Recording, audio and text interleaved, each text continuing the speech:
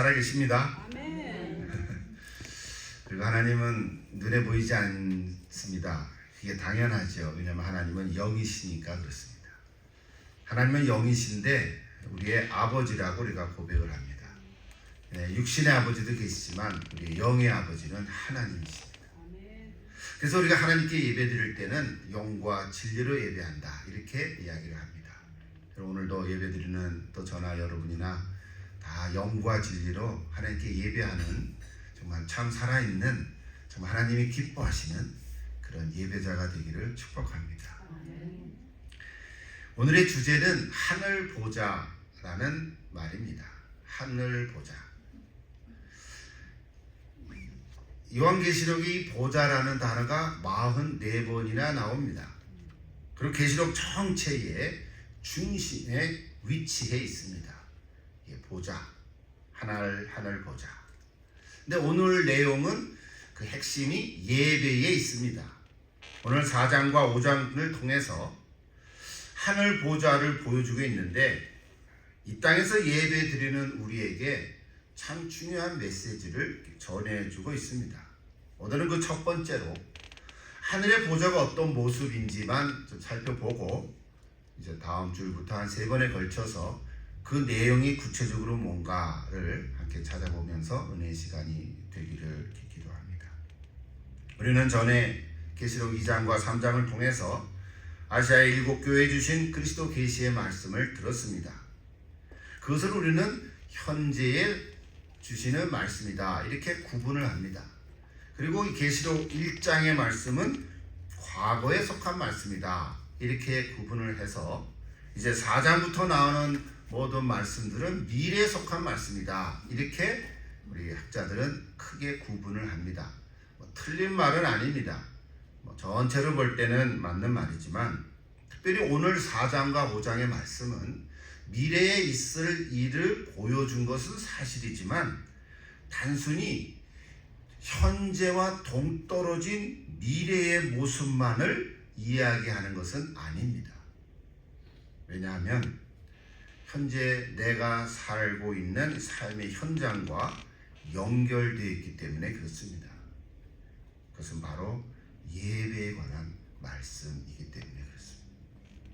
오늘 우리가 하나님께 예배를 드릴 때 하늘의 보좌와 연결되어 있는 이 놀라운 메시지를 오늘도 저나 여러분이나 볼 수 있기를 기도합니다. 한 가지 라오디게아 교회에 주신 말씀을 우리는 기억하는데, 예수님이 문 밖에 서서 두드린다 그랬죠. 계시록 3장 20절인데요. 만약에 실제로 안에서 있는 사람이 그 문을 열면 어떤 일이 일어날까요? 3장 20절에 보면, 열면 내가 그에게로 들어가 내가 그와 더불어 먹고 그는 나와 더불어 먹으리라, 이렇게 되어 있죠.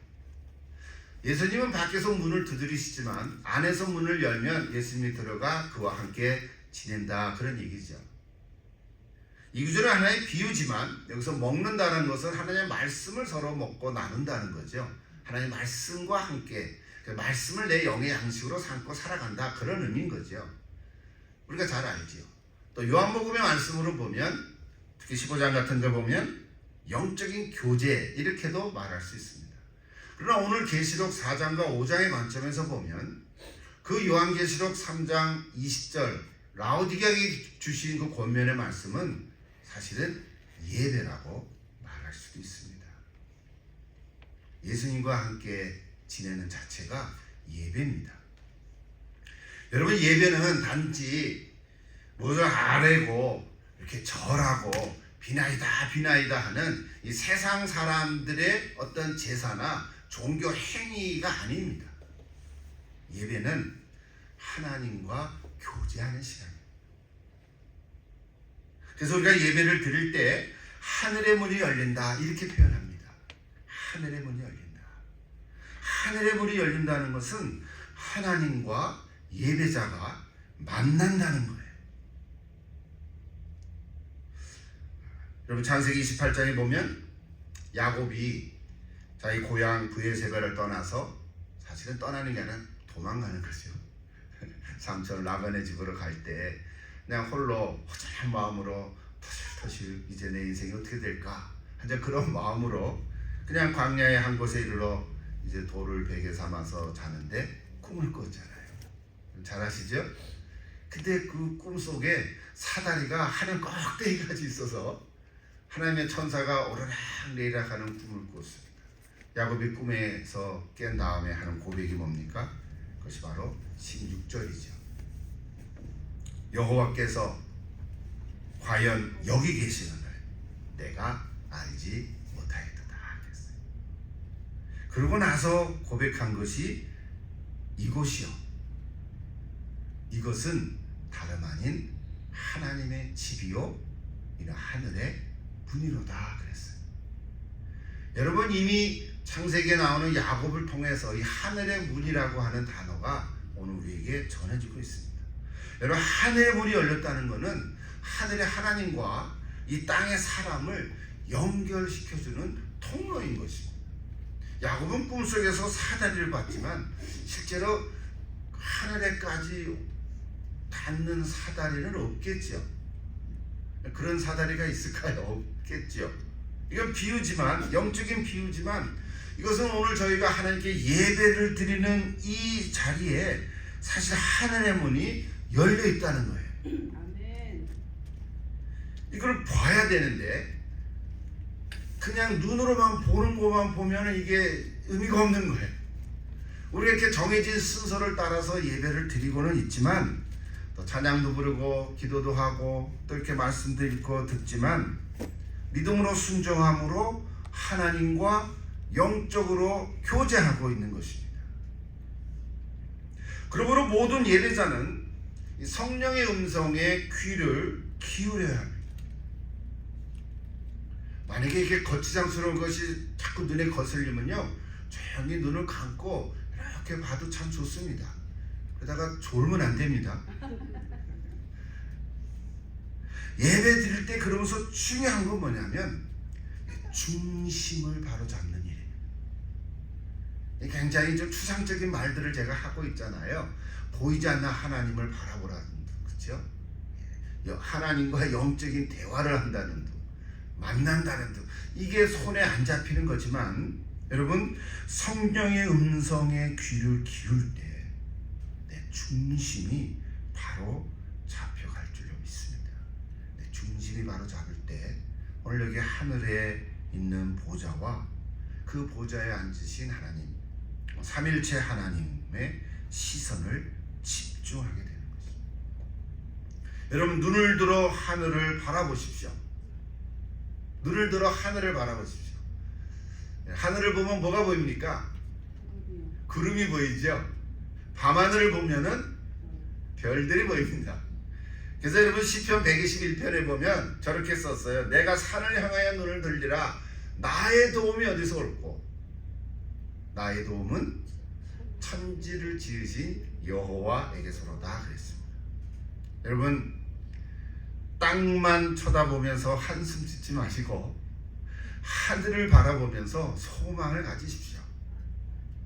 사실 하늘을 보면 뭐 구름이 보이고 뭐 비행기도 보일 수 있고 밤하늘에 별이 보이지만, 사실 하늘을 바라본다는 것은 내 마음에 소망을 싹 트는 일입니다.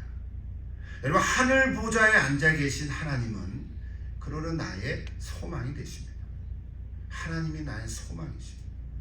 비록 내 현실의 삶이 힘들고 어렵더라도 여러분, 하늘을 바라보고 영적으로 하늘 보좌를 볼 수 있다면, 하늘의 문이 열려서 하늘 보좌를 우리가 볼 수 있다면 그 사람처럼 행복한 사람은 없을 것입니다.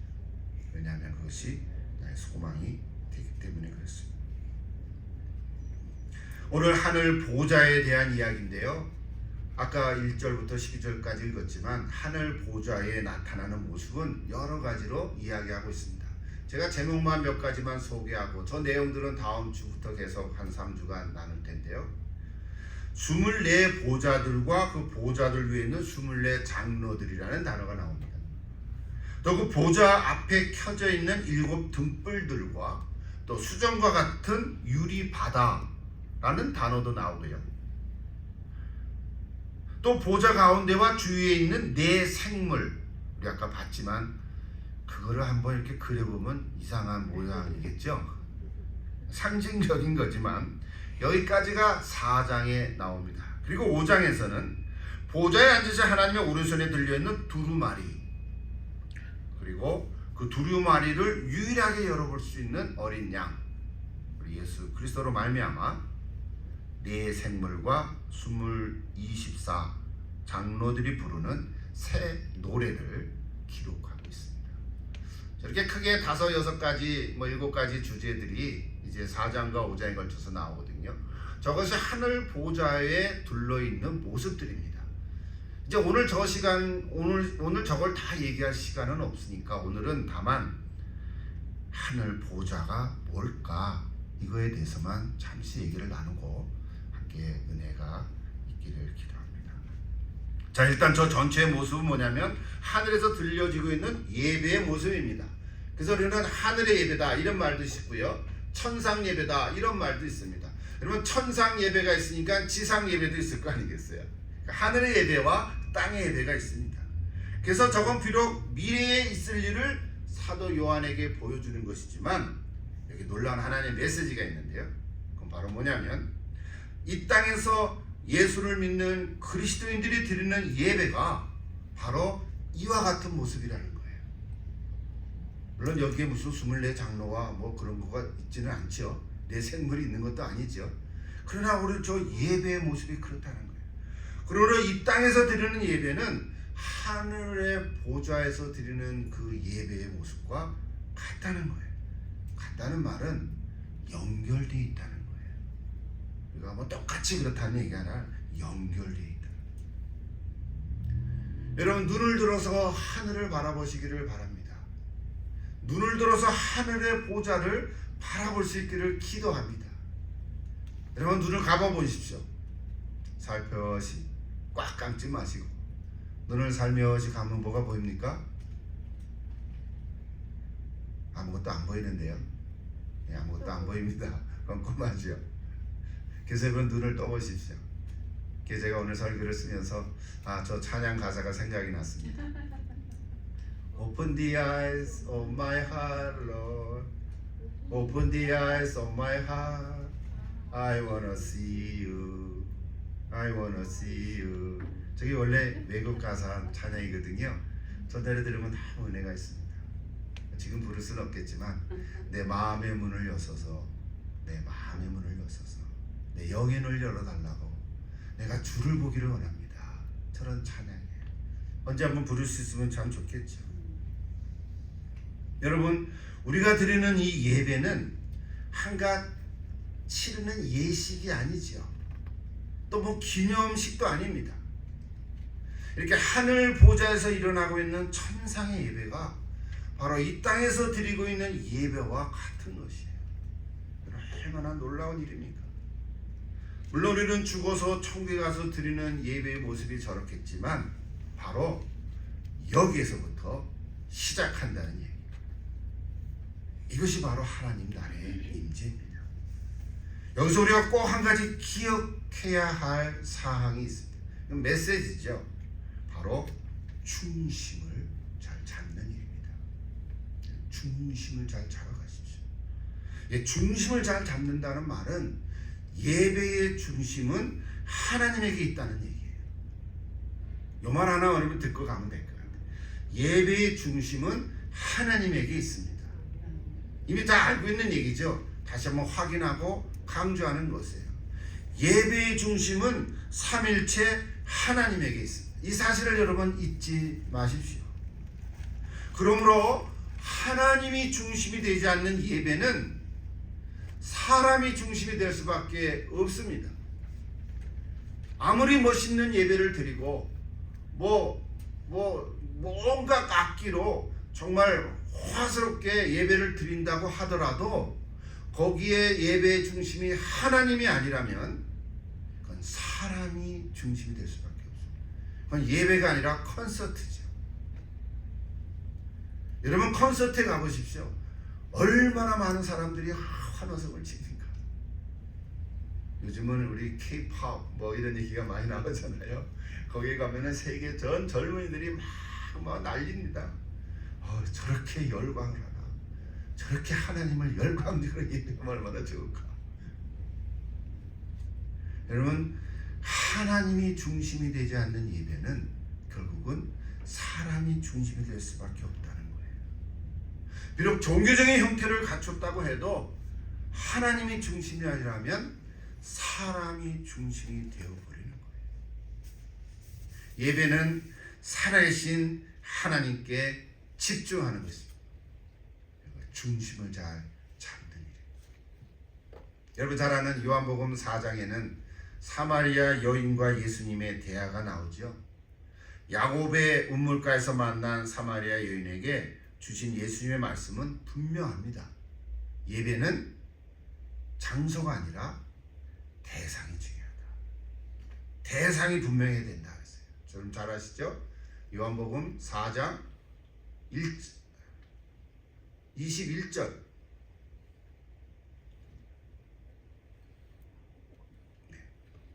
예수께서 이르시되 여자여 내 말을 믿으라. 이 산에서도 말고 예루살렘에서도 말고 너희 아버지께 예배할 때가 이르리라 그랬어요. 배경 얘기를 하려면 시간이 많이 가는데요. 사마리아 사람들은 남유다 예루살렘에 가서 예배를 1년에 한 번씩 꼭 드렸어야만 했습니다. 근데 그게 귀찮고 또 북이스라엘에 있는 사람들은 남유다에 가는 것을 원치 않은 거예요. 싫어했잖아요. 그래서 북이스라엘의 사마리아 지역에 장소를 하나 만들어 가지고 성전을 만들어 놨어요. 그것이 바로 게르심 산에 성전을 하나 만들어 놔서 여기서 예배를 드려라 이렇게 말했거든요. 그게 거기가 사마리아 지역이거든요. 그게 북이스라엘 사람들은 사마리아에서 예배를 드립니다. 게르삼에 세우는 성전에서. 그러니까 이 사마리아 여인이 그걸 알고 있는 거예요. 굉장히 종교성이 있는 여인이었잖아요. 그런데 예수님께서 이러저런 대화 속에 이 산에서도 말고 예루살렘에서 말고 장소가 중요한 게 아니다. 이제는 아버지께 예배할 때가 왔다. 이런 말씀을 주신 거잖아요. 여러분 그 내용은 잘 아시죠? 그래서 4장 23절에 하나님은 여기시니 예배하는 자가 영과 진리로 예배할지니라. 저렇게 확실하게 선언하셨어요. 여러분 따라 한번 해보십시다.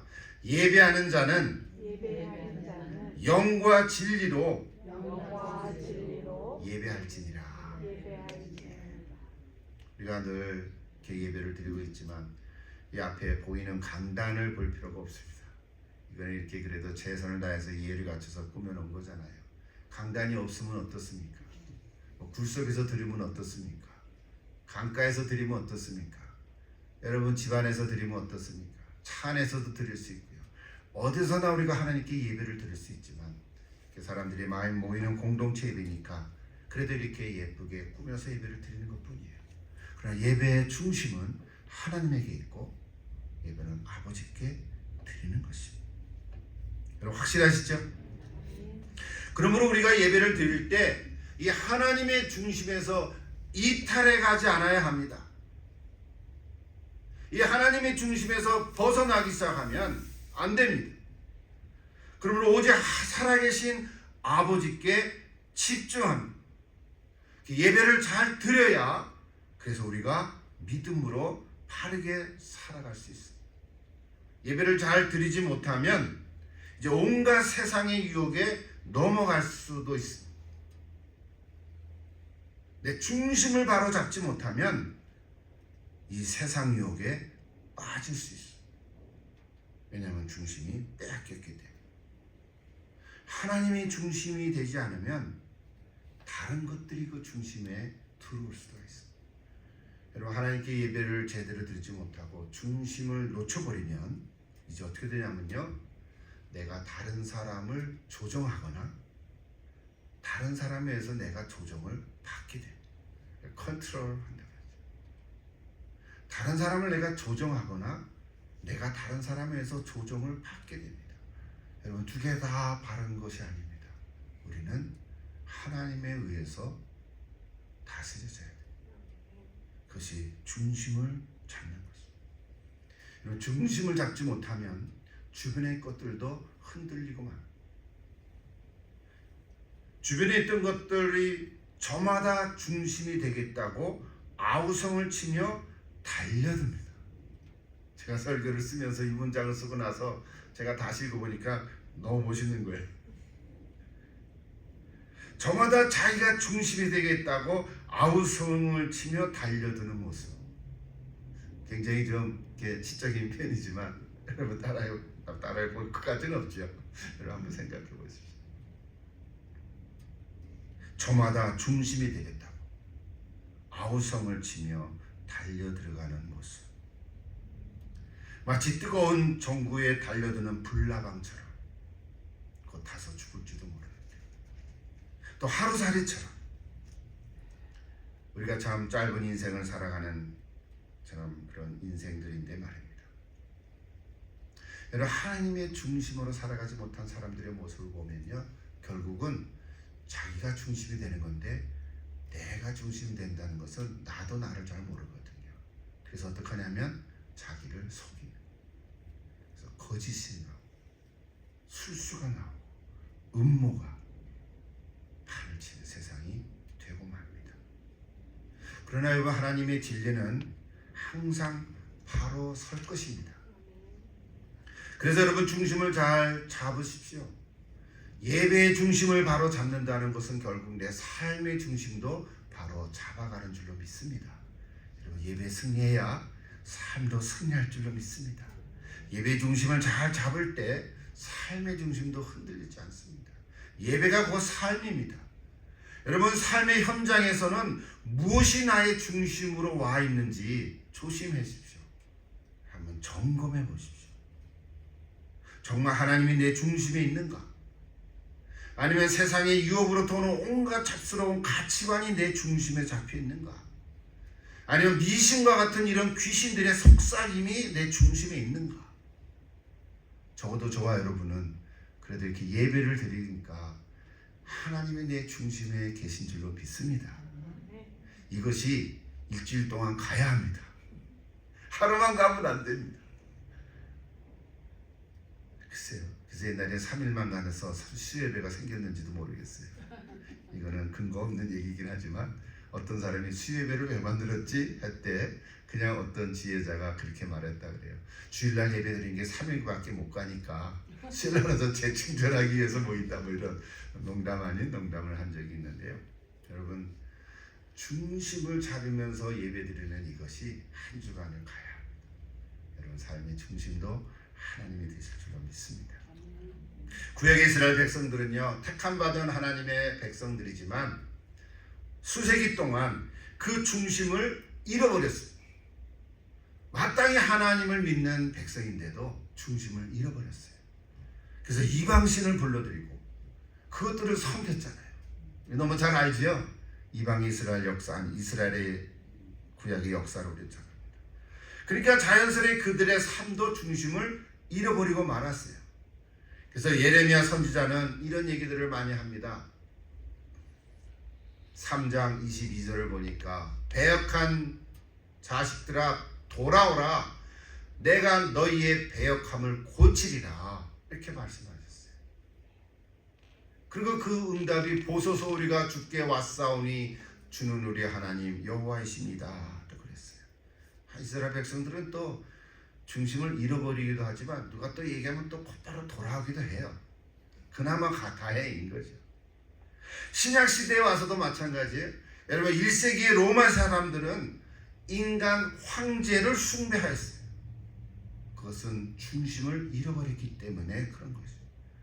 율법을 아는 율법학자도 서기관들도 제사를 책임 맡은 제사장들이나 종교 지도자들도 마찬가지였어요. 바리새인이나 사두개파 사람들도 그랬어요. 특별히 사두개파 사람들은요, 세상 권력과 내통을 해서 자신이 갖고 있는 기득권을 누리고 그 특권을 내려놓지 않으려고 했습니다.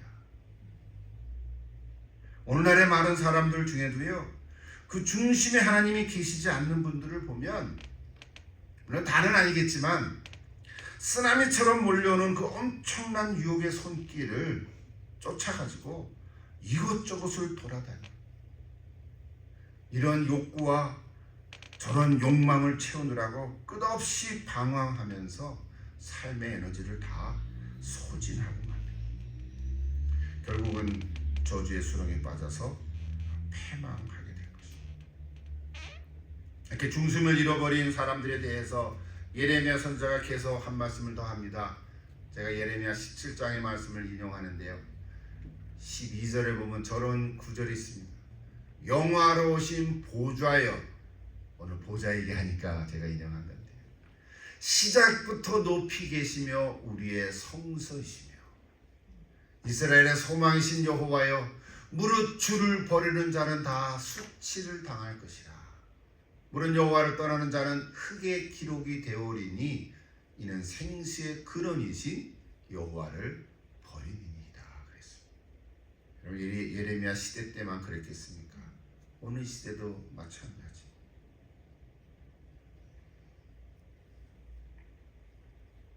그 다음 예레미야는 그래도 14절에 하나 더 이런 말씀을 합니다. 같이 한번 읽어볼까요? 여호와여, 주는 찬송이시오니 나를 고치소서. 그리하시면 내가 낫겠나이다. 나를 구원하소서. 그리하시면 내가 구원을 얻으리이다. 하나님은 너무너무 오래오래 참으세요. 와, 나도 이제 더 이상 못할 것 같은데 하나님은 하나 더 하세요. 하나님은 이스라엘 백성들을 다 내치시지만 또 돌아오라 그러고, 또 돌아오라 그러고, 또 고쳐주시고, 또 구원해 주시는 하나님의 모습을 볼 수 있습니다. 여러분, 눈을 들어 하늘의 보좌를 바라보십시오. 예레미야가 저렇게 노래했던 그 보좌, 하나님이 계신 그 보좌의 단어와 오늘 계시록에 나오는 사도 요한이 환상으로 본 그 하늘 보좌는 같은 것이잖아요. 같은 것입니다. 오늘 다시 요한계시록 4장으로 돌아와서 3절에 보면 저렇게 되어 있습니다. 2절에서부터 쭉 나오는데, 하늘의 열린 문을 통해서 성령의 감동을 받은 요한이 하늘을 보니까 거기에 보좌가 있고 그 보좌에 하나님이 앉아 계신 거잖아요. 근데 3절에 보세요. 그 앉아 계신 이의 모양이 벽옥과 홍보석 같고, 또 무지개가 있어 보좌에 들렸는데 그 모양이 녹보석 같더라 그랬어요. 저건 다 보석 얘기예요. 보석이니 다 아름답겠죠 뭐. 그러나 그 보석의 그 의미들이 하나씩 있습니다. 여러분, 저 보석들은 그냥 보석이죠. 사실은 보석이 보석이죠. 그러나 저건 상징적인 용어인데 저 말의 의미는 에덴에서부터 시작했다는 거예요. 여러분, 에덴은 저렇게 보석으로 다 둘러싸였을 거예요. 여러분, 오늘 우리가 보석으로 둘러싸여 있지 않으니까 보석이 귀한 거죠. 이 옆에 이 벽돌이 다 다이아몬드로 되어 있다면 누가 다이아몬드를 돈 주고 사겠습니까? 여기 다 다이아몬드인데. 그렇지 않습니까? 그러니까 에덴 동산이 보석으로 아름답게 꾸며졌다는 거예요. 그래서 보석으로 장식한 보이는 솔로몬 성전에까지, 여러분, 솔로몬 성전에 금으로 다 발랐다 그러잖아요. 야, 요즘에 금값이 올랐다 그러는데 기둥이 금으로 되어 있으니까 얼마나 좋겠어요. 근데 그때는 금으로 다 이렇게 했다고요. 그리고 예수님의 승천으로 말미암아 이제 하늘의 보좌를 사도 요한을 통해서 우리가 보고 있는 거예요.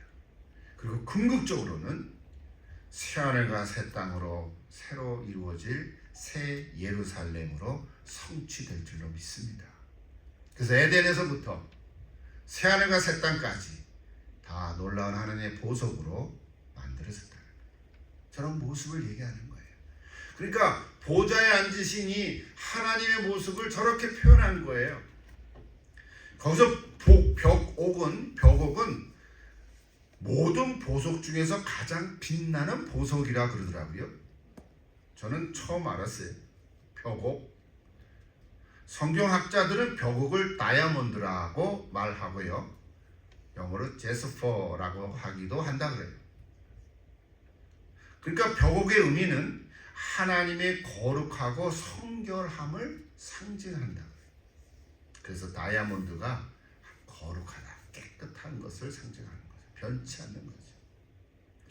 홍보석은 영어로 루비라고 그러는데 이건 하나님의 공의를 뜻하는 보석의 상징이라 그렇죠. 여러분, 하나님은 공평하십니다.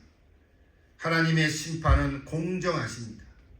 그러나 세상의 판사들은 자기의 소견대로 또 자기의 욕심과 또 자기의 안위를 위해서 제멋대로 판결하지만 하나님의 판결은 공정할 줄로 믿습니다. 녹보석은 영어로 에메랄드라고 하는데 우리말로는 비치옥이라고도 하더라고요. 여러분 녹보석 아시죠? 그건 하나님의 은혜를 뜻한다 그러더라고요.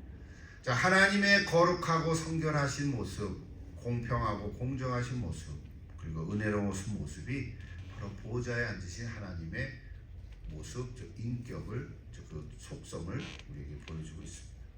하나 더 무지개가 나오는 것은 우리가 잘 아는 대로 다시는 내가 물로 심판하지 않을 언약을 말씀하고 있습니다.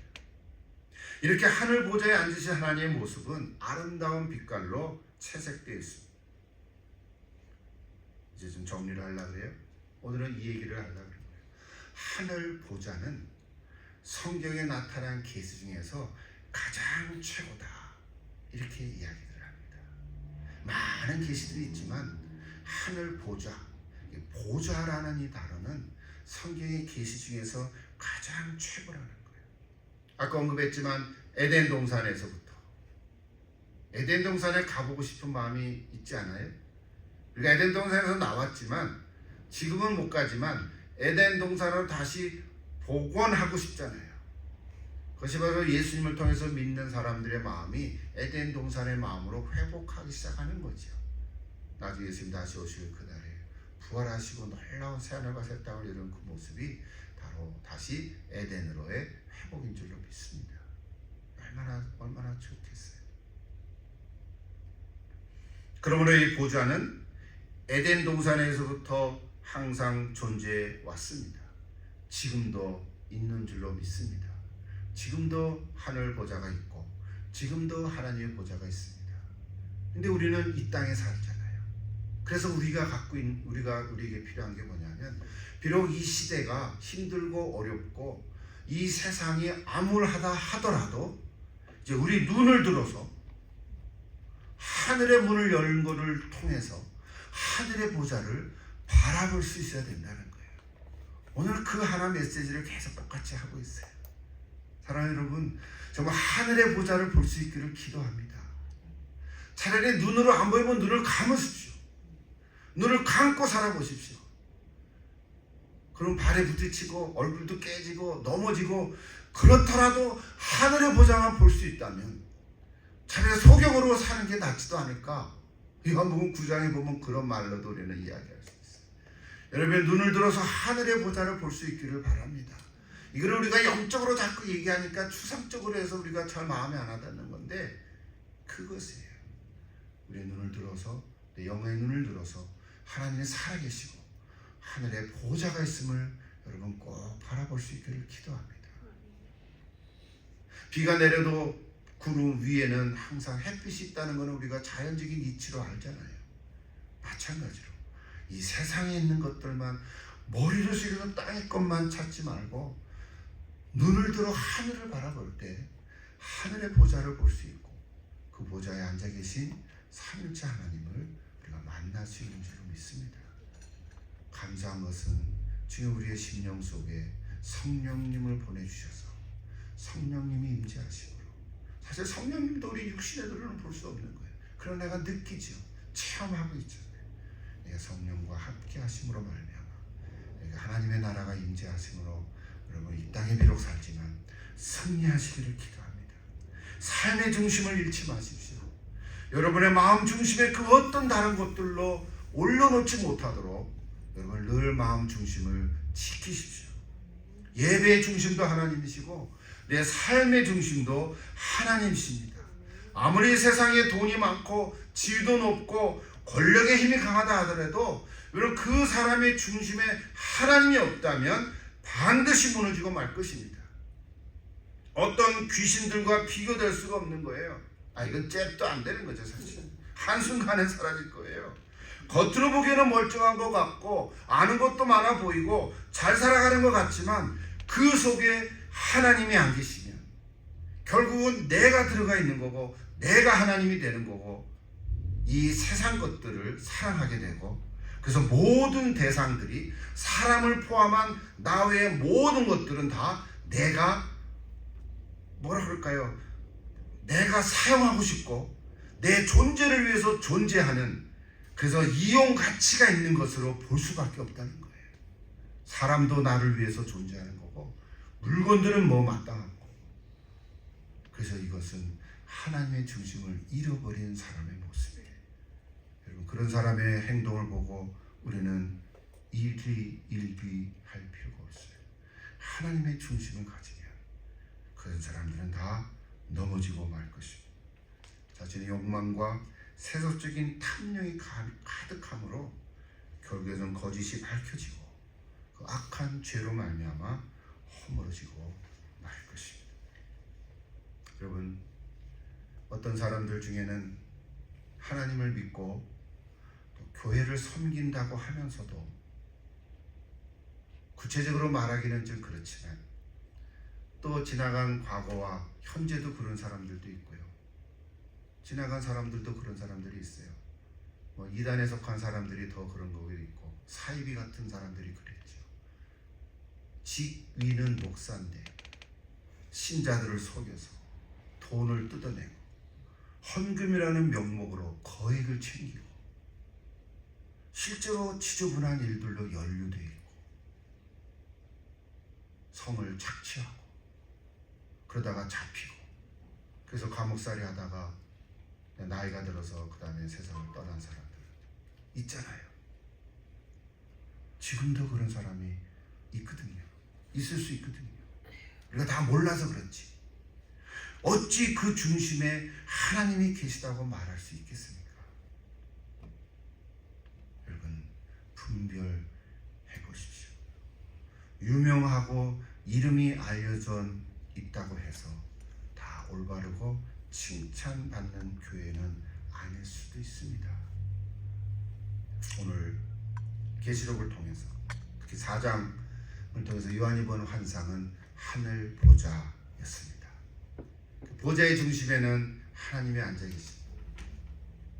이제 그 중심에 모여 있는 것들이 무엇인지는 이제 한 가지씩 살펴보겠지만, 오늘 첫 시작으로 하늘 문을 열고 하늘 보좌의 중심에 하나님이 앉아 계셨던 것처럼, 오늘 이 땅에서 예배를 드리지만 저와 여러분이 마음 중심에 하나님이 늘 좌정하시기를 기도합니다. 하나님이 좌정하시기를. 오늘 사순절 첫째 주일 예배를 드리면서 내 마음부터 다시 한번 점검해 보십시오. 내 마음부터 시작해서 내 삶의 현장에 이르기까지 오직 하나님만이 나의 중심이 될 수 있기를 기도하십시오. 그래야 하나님께서 여러분을 다스리시고 보호하시고